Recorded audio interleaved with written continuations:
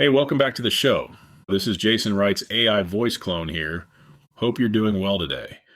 And just so we're clear right up front, yes, this is AI. I'm not pretending it's not. The goal here isn't to fool anyone. It's to use the tech intentionally and see what's actually possible with it.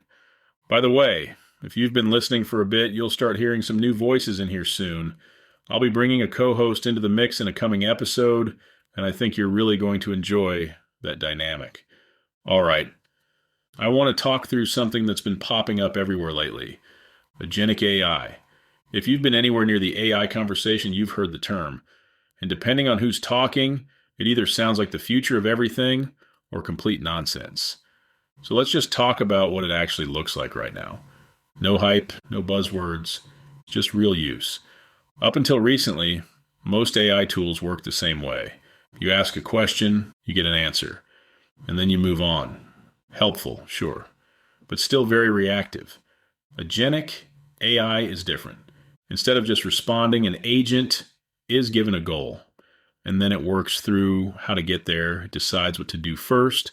It uses tools when it needs to. It checks its progress, and if something doesn't quite work, it adjusts and keeps going. That's the key difference. It's not about better chat. It's about getting something finished. And the reason this suddenly works is because the models underneath have changed. They can actually reason now.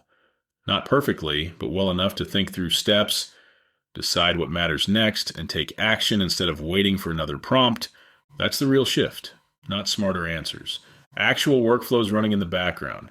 You're seeing companies adopt this because it finally makes sense.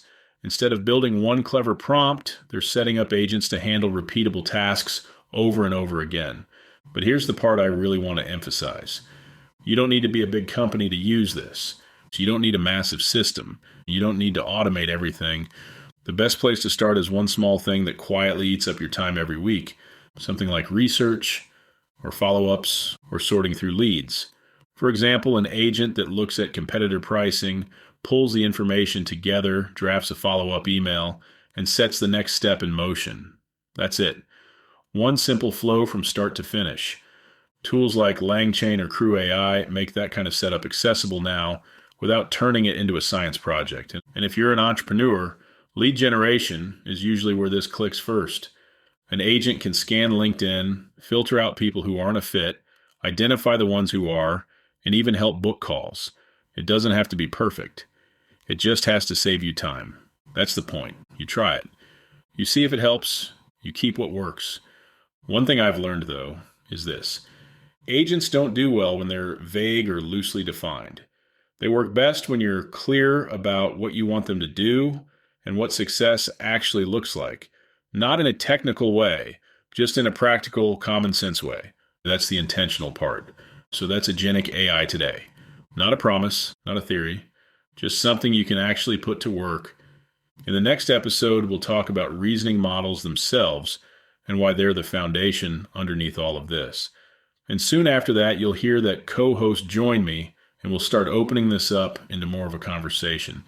If you're listening to this podcast and you like what you hear, and you're curious about doing something similar for your own business or your own brand, it's simple. Go to intentionallyinspirational.com, click the blue button, and book a call with the human version of Jason. We'll talk through what it would actually look like to launch your own AI-hosted podcast, what's involved behind the scenes, and whether it even makes sense for your business right now.